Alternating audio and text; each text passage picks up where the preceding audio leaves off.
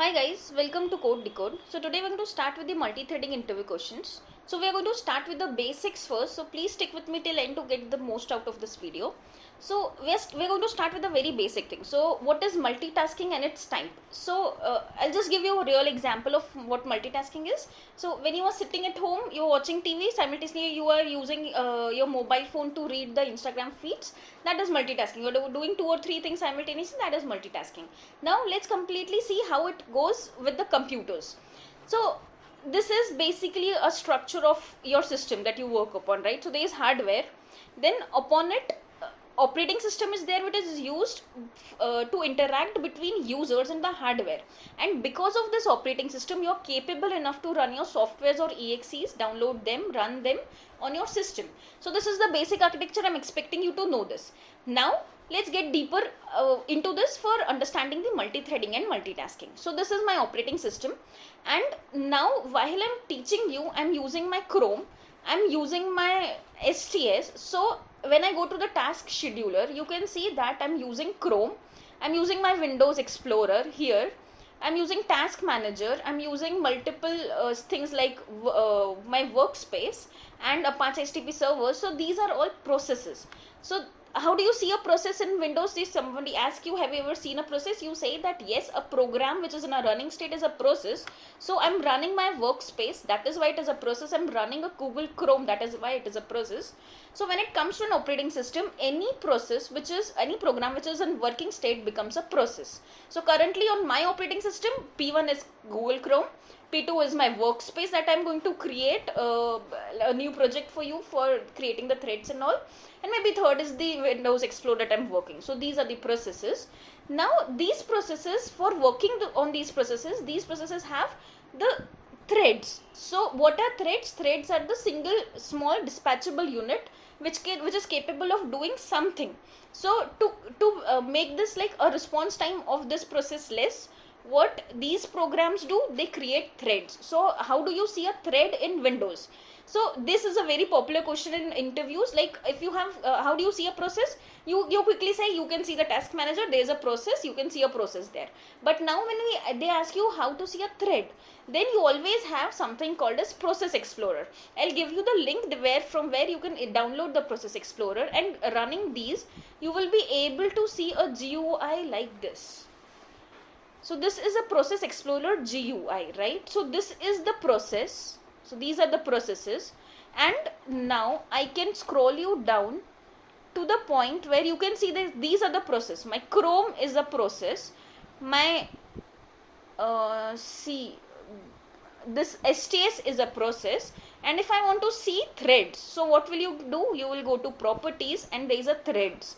So these are performance graph, GPU graph. This is a thread graph. So for Chrome, to increase your performance by reducing the response time, what you use is a thread. So this is how on Windows, if somebody asks you how do you see a thread, this is how you see a thread. So a process consists of multiple threads. You can see these are so many threads here. The red threads are dumped, or the closed ones, and the green threads, if you see any, these are the newly created threads. So any process works with multiple threads to accomplish its process, to increase the performance and reduce the response time. So that is the thread based multitasking. So this is what is all about multitasking. When it is with the process, it is process based multitasking, and when it is with thread, it is thread based multitasking. Now the next question will arise you that what is difference between multitasking and multi-threading. So multi-threading is nothing but a specialized form of multitasking. So what was process based multitasking? It is executing several tasks simultaneously, where each task is a separate independent process. Is process based. For example, I've gave you an example, right? My Java ID is also working, my text editor is also working, I'm visiting a website, or I'm using a Chrome. That is multitasking, which is process based, because each program which is running becomes a process. So Java ID is a different process, Chrome is a different process. But now what is multi-threading? Or the thread based multitasking, which is actually nothing but a multi-threading, is executing several tasks simultaneously, where each task is nothing but a separate independent part of same program. So a running program is called process, and a part of the running program becomes a thread. So it's just a a sub process in a process which makes together the work of the process complete. So one process can be divided into multiple threads together which they will complete a particular task. For example, JUnits. What is the work of JUnit? To completely test your whole application. Now JUnits internally uses threads to run your test cases in parallel so as to reduce the response time for you. And if you have played the computer games, you see the different in a car racing game or in a racing game, you see different cars and motorbikes running around. So all those cars and motorbikes are nothing but threads which are running parallel in a game application. So this is an example of multi-threading for you. Now if a particular interview asks you what is multi-threading, you know it. If you ask multitasking, you also know it. And if they ask you difference between it, this is the major difference. It's just a part of a program which is thread. Now there's the multitasking, process-based multitasking deals with the big picture. So when you go into task schedule, task manager, this is the main processes which is working. So this is a big picture. These 7 apps are working on my system and these are the background processes. This is a very big picture. This is all about how my operating system Windows is working around. But the thread-based multitasking handles the details. So what this process tells me, this is HTTP server. What this process tells me that yes, on your system Google Chrome is running. But how many threads that particular Google Chrome is running is actually being seen using the process explorer. Right click on the process. I'll show you again. Right click on the process, go to properties, go to the threads tab. You will see how many threads are required by one program or Chrome to make your task accomplished. So that is why I say Chrome is a very heavy program. But yeah, that is why it is a heavy program. See. So that was all about the multitasking and multi-threading. I hope that is clear. If not, just let me know in the comment section. Now the next question will for sure arise to you is which is what better, multitasking on the process based or thread based. So the answer should always be a thread based. Multitasking is much better, and I'm expecting you to have a basic knowledge of operating system, because I'm going to miss some things. If you want me to get into it, just let me know in the comment section. Like for example, I'm expecting you to know context switching. So if you don't know, let me know in the comment section. I'll go through the operating systems, context switching and everything in a deep level. If you know in the comment section, then only. So multitasking is in the thread based is better, because multitasking thread required less overhead than multitasking processes. And why is that so? Because process is a heavyweight task. Now if you can see, they actually takes a big amount of CPU because they have their own space, their separate address space. While in the case of thread, they share a same process. That is why they share the same address space and hence cooperatively share a same process. That is why they are lightweight. Now inter-process communication for the processes is expensive and limited, and even context switching is also costly. But in the case of thread, the intercommunication is inexpensive and context switching is lower in cost compared to that of a process. So if they ask you why multi-threading is better than process-based multitasking, that is because process is heavyweight and context switching is very costlier process as compared to threads, and inter-process communication is also expensive as compared to inter-thread communication. Now the very next and very important question is, we are going to get into how Java is going to deal with the threads now.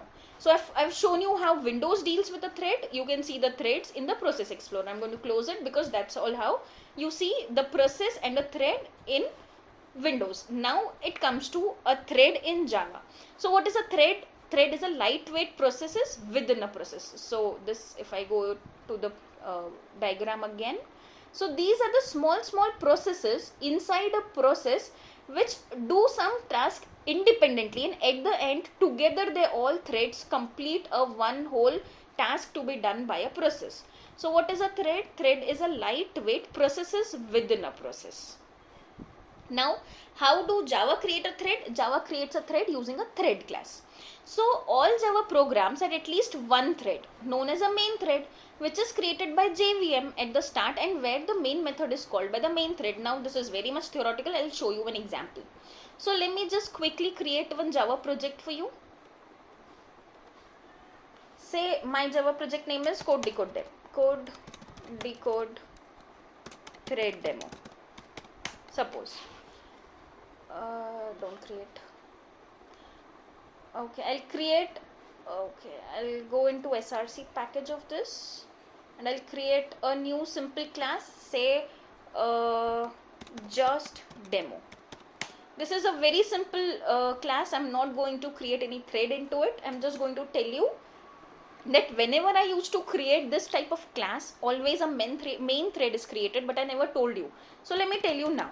So whenever I create a main method and I say system.out.println, simple system.out.println, hello people, then this hello people is going, and when I right click and run as Java application, this hello people is actually run by a main method. So as I have told you, all Java programs at least one thread known as main thread. Now how can I surely say that this is a main thread? So let me make help with a thread class. Let me tell you why I'm so sure this is a main thread. So I'm going to use a class thread and going to try a current thread.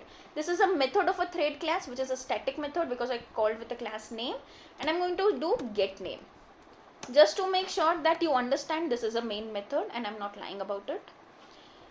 So see, hello people, this is a main thread. So name of this thread is main thread. So that is why I say that whenever I used to do something like this, I'm going to, if I create a class, a simple class with just a simple main method, and when I try to run this program, which becomes a process indirectly, these have nothing but a main thread created, which is created by JVM at the start of a program.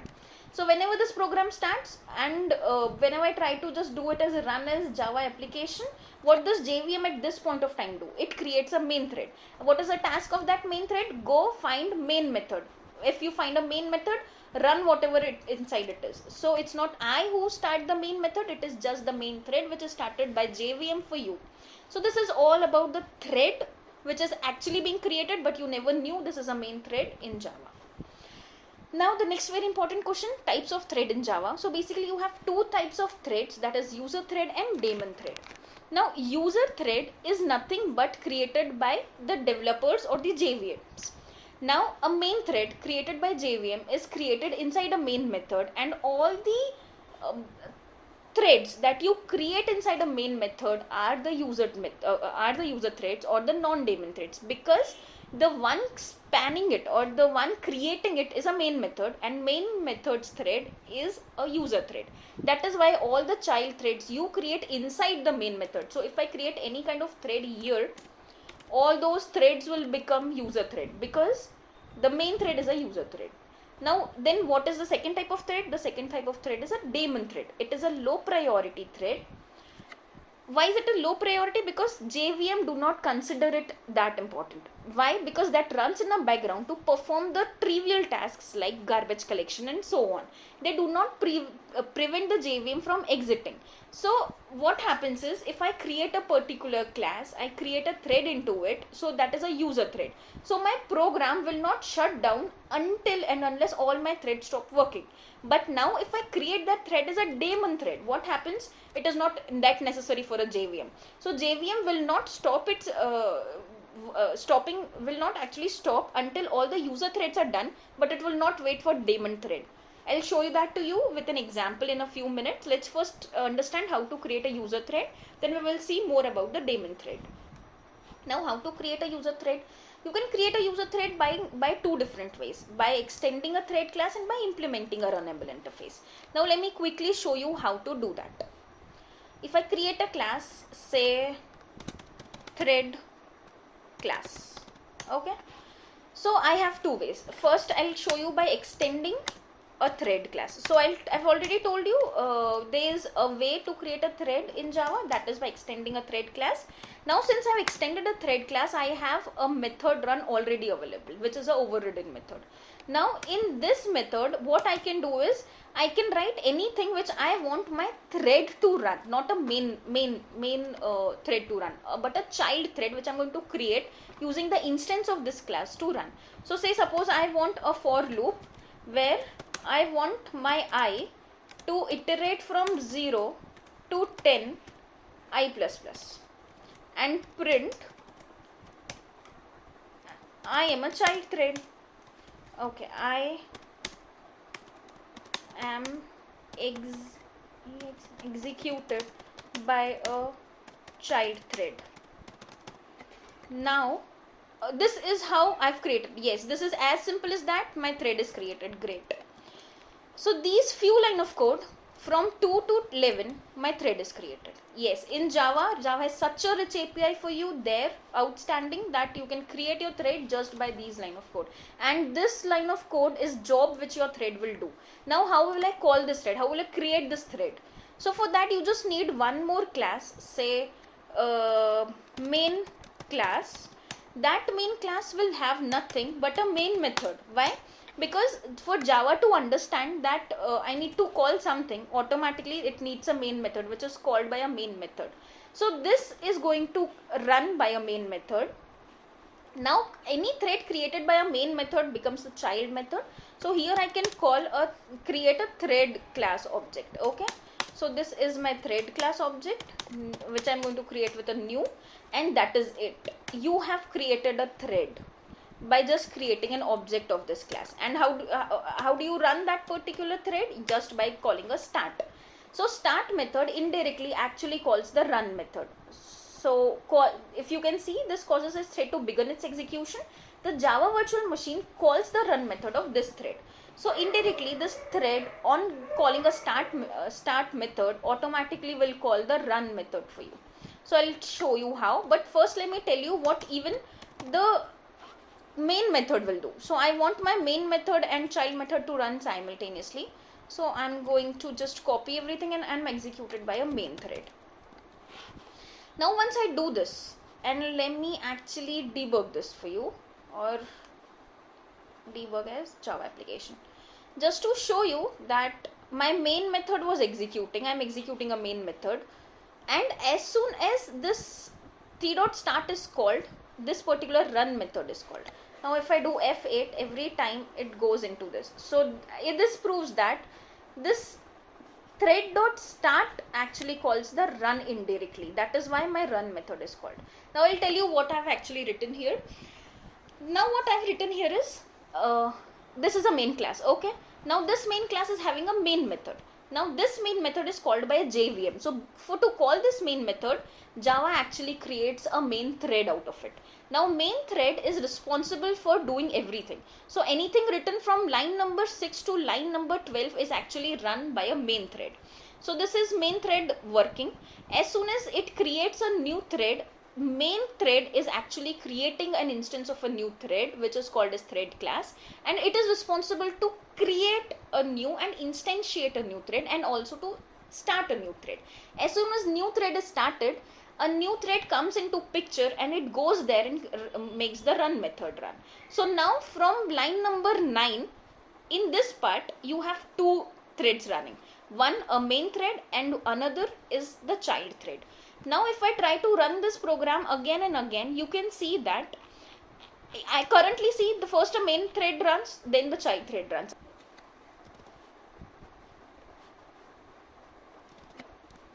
Let me make it to 1000 for you once, so that my thread runs many times. Okay, so now can you see, it says that, let me go to the first place. It says I'm executing the main thread, and in between it stopped and started running the child thread, and in between to this I started running the child thread and stopped running child thread, started running the main thread. Then again stopped running main thread, started child thread. Then again stopped the child thread, started the main thread. So this is how, when I increased it to 1000, this is context switching I was talking about. From main thread to child thread, from child thread again to main thread, this is called as context switching.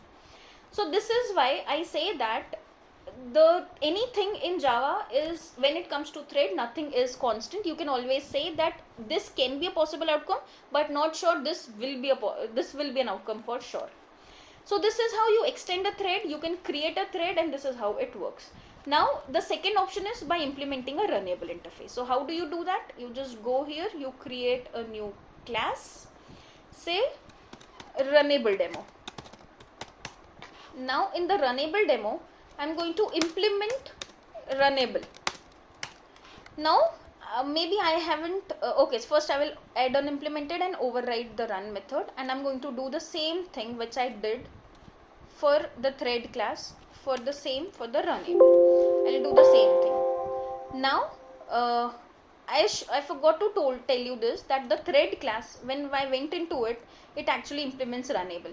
So that is why when you try to implement Runnable, you are just doing nothing but just having an interface implemented. But when you do a thread class extension, the thread class actually internally implements the Runnable. So not only just the Runnable things that you get, but you also get many more things to do, like there are many methods. Can you see? Stop, suspend, interrupt, resume, set native name, and many more things you get along with it. So if you want to do many multiple things with this particular thread, you should extend the thread class. Else you are good with implementing the Runnable if you just want to override the run method, because implements Runnable, it has just one thing in common, which is nothing but an abstract void run method. So that is all you have in the interface. So if you just want to override a run method, use implements Runnable. Else you want to do multiple things with a thread, go with the extends of a thread. But one disadvantage of this thread is that if you have extended the thread, now your class cannot extend anything, because multiple extension is not allowed in Java. Multiple inheritance is not allowed. Now if somebody asks you which is better, as in implementing the thread or extending a thread or implementing a Runnable interface, you should always say that if you have only one class to extend, go with the thread and you have the functionality and flexibility of using the thread class methods. But if you have multiple things to be extended, then go for implementation of Runnable, override and do everything by your own. So this is the answer to which is better. Now I'll tell you how to implement it. So the same thing I have done in the thread, I'm going to do with the Runnable. I'm just overriding and putting everything to 0 to 100. I'm executing a child thread. Now I'm going to create a new class, which is the main class for Runnable. Main for Runnable. Now in the main for Runnable, what I'm going to do, I'm going to again create a instance of Runnable demo. But remember, this instance of Runnable demo is for sure not a thread. Why? Because it does not extends a thread. It's implementing Runnable, and the task of Runnable interface is just to give you an abstract thing. So if now here you try to run this, it will not give you an option to do that. Sorry. If you just try to do a start, you won't get that option. See, you don't get an option here. So what to do? First, the very first thing is create a main method first, and then do all this there. Okay, so here in this case you can see you don't have an option of start. So now what will you do here? You have to create a thread class here. Okay, so this is a thread class, new thread. Great. Now you have options of creating a thread in these many ways. You can create a thread as a simple thread or with a runnable target. So I do have a runnable target. You can also create with a name, or you can create with a runnable target and a name. Currently I'm going to have a runnable target. So this is the Eclipse is very smart enough. It took automatically this, and now my thread is created, and now I can do thread.start. So which I was not able to do with Runnable demo. So I'll tell you again, you cannot do the start of it. Why you cannot do the start of it? Because it's not a thread until now, until we have created a thread object and given it a runnable instance, and now this thread is a runnable thread. So now again I want that my main would look something like this. So I'm going to just copy it for you here. Okay, now again let me make you go through it. How will this work? If I try to run it, this main method will be called by JVM. JVM will create a main method, a main thread. Main thread calls the main method. This is everything run by main thread. That is why the child, this thread created here is nothing but a user thread, because even main thread is a user defined thread. Now this, when you do the thread.start, this is the main thread who is forking a child, and now from line number 10 you have two threads, a main thread and the child thread. Main thread is responsible for executing the main thread, and child thread is responsible for executing a child thread. Now let me quickly run this for you. So Java application, and now let's see. Okay, now this is again a mixed and match. It's first So this is the context switching I was talking about, main method to child method and child method to main method. This is the context switching. The output is almost the same as we got whenever we used extend of thread or whenever you did the implementation of Runnable. It's just that you have many perks of a thread class that I've already shown you. Going into it, you have multiple methods here which you can use in your classes if you want to do something with your class. Now this was why the output is not in order. If multiple threads are waiting to execute, then which thread will execute is decided by a thread scheduler, which is a part of JVM, and hence it is vendor dependent. That is why we cannot expect the execution order output. So whenever situation comes to multi-threading, guarantees in the behavior is very less. We can tell the possible outcome but not the exact one for sure. So if you want to know the thread scheduler, let me know in the comment section. I'll do that. Now I have many things to tell you about what is a daemon thread, how to make a daemon thread, what will happen if before starting a thread you set the daemon thread is true. So how do you create a daemon thread? You just create by thread class dot set daemon true, and it will make sure that even before your child thread is executed, your main thread will like if you made this a child or daemon thread, then once your main thread is done, your child thread will stop. It won't wait for child thread to complete its working. But I don't have this much time left with me, so please let me know in the comment section if you want to know about the daemon threads, how to make a daemon threads, difference between thread.start, thread.run, what will happen if you override the start method, overload the start method, what will happen if you overload the ride method, override the run method. So if you want to know about all this, let me know in the comment section. Then only I'll create a second video, else we can switch to another topic according to your priority. So please like, share and subscribe if you want me to make more such videos. Thank you.